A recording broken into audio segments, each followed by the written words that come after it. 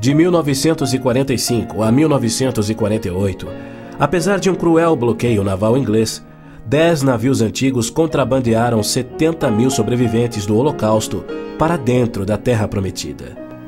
Nas palavras de um dos sobreviventes, os velhos navios e a frota britânica eram ameaças menores que a vida na Europa. Pela primeira vez em anos tínhamos um propósito: a criação de um Estado judeu. Milhões de judeus têm voltado a Israel oriundos de mais de 100 países. A existência de Israel hoje, na Terra Prometida, é incontestavelmente uma obra de Deus. Vejam, eu os trarei da terra do norte e os reunirei dos confins da terra. Aquele que dispersou Israel o reunirá. Em novembro de 1947, as Nações Unidas adotaram a sua Resolução 181. Ela dividia a Palestina, dando 18% aos judeus e 82% aos árabes. E tornou Jerusalém uma cidade internacional que, conforme o Vaticano também insistiu, nunca poderia ter domínio judeu. O mundo árabe rejeitou esta resolução e exigiu toda a Palestina. Até hoje, nenhum mapa árabe admite a existência de Israel.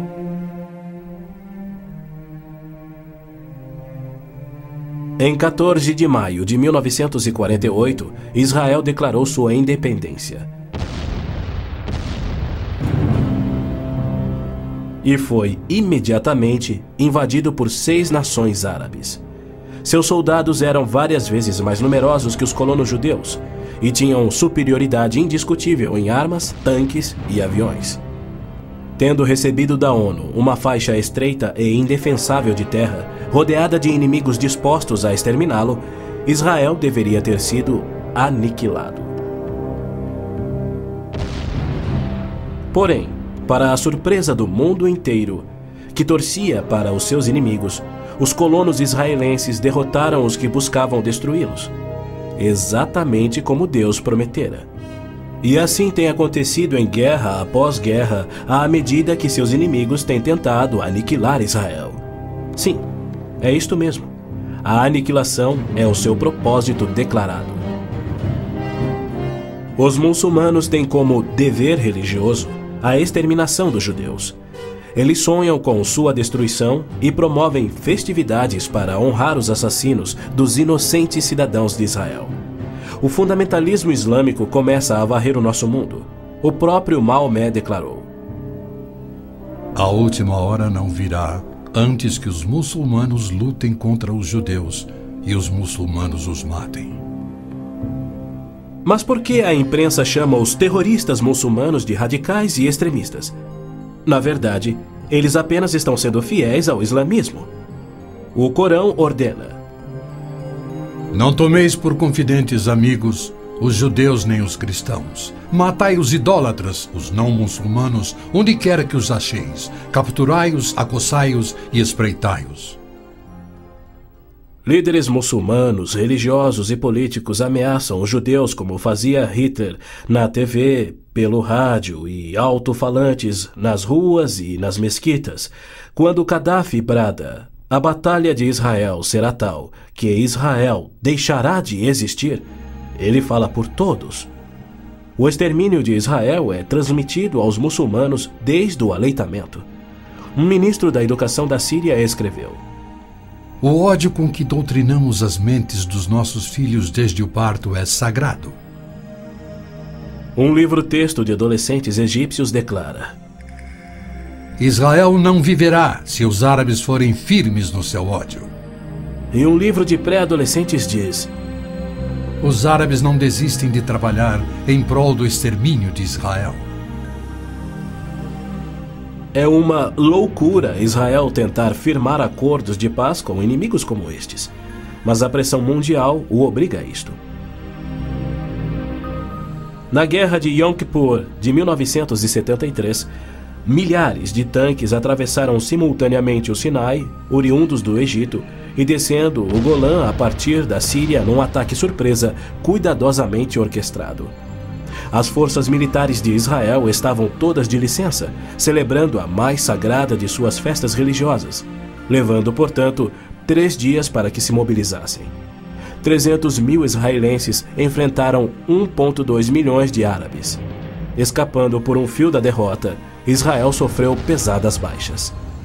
Mas, em cumprimento incontestável da admirável profecia de Zacarias, de que as tropas judias seriam como fogo que consumiria as nações vizinhas, Israel expulsou os seus inimigos. Em retaliação por ter se defendido, 61 nações romperam relações diplomáticas com Israel, enquanto nenhuma nação repreendeu os árabes por seu ataque surpresa.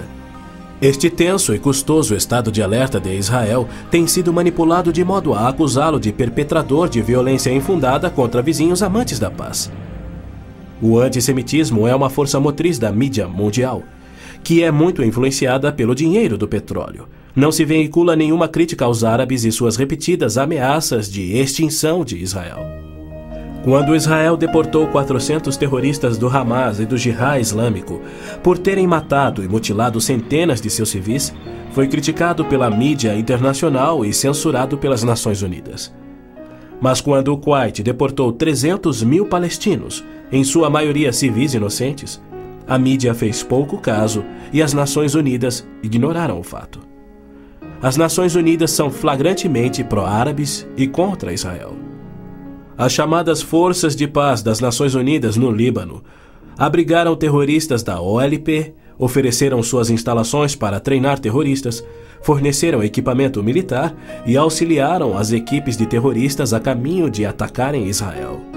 Quando Israel se viu pressionado a ponto de invadir o sul do Líbano para expulsar a OLP, descobriu na área das Nações Unidas estoques suficientes de armamentos para sustentarem uma invasão de 1 milhão de homens.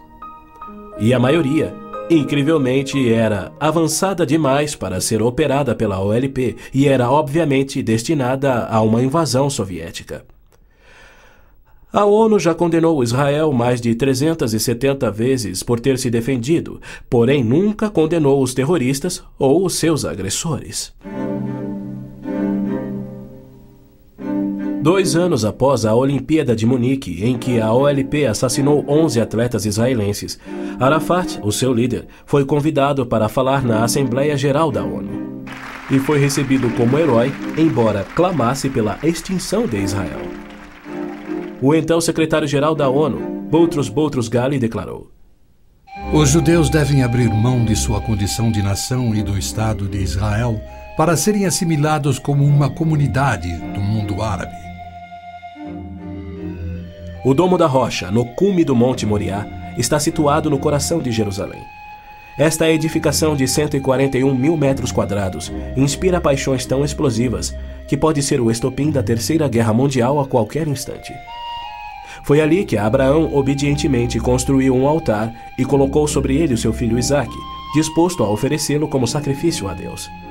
Mas Deus o impediu e proveu um carneiro para substituir a Isaque. 900 anos mais tarde, há cerca de 3.000 anos, o rei Davi comprou aquele terreno santo de Araúna, o Jebuseu, para poder edificar ali um altar a seu Deus. E foi ali que Salomão construiu o primeiro templo. Do templo judeu, destruído por 2 vezes, não resta nada. Em seu lugar se ergue o Domo da Rocha, um imenso monumento ao deus islâmico da lua, o antissemita Alá.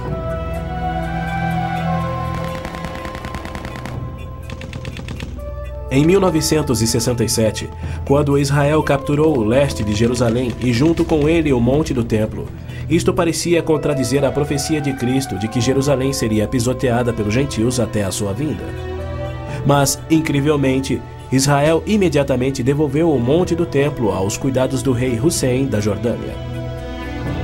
Este, por sua vez, o confiou a Yasser Arafat e a sua OLP em 1994. Assim, o coração de Jerusalém está nas mãos de gentios e as nações dos gentios de todo o mundo exigem o controle.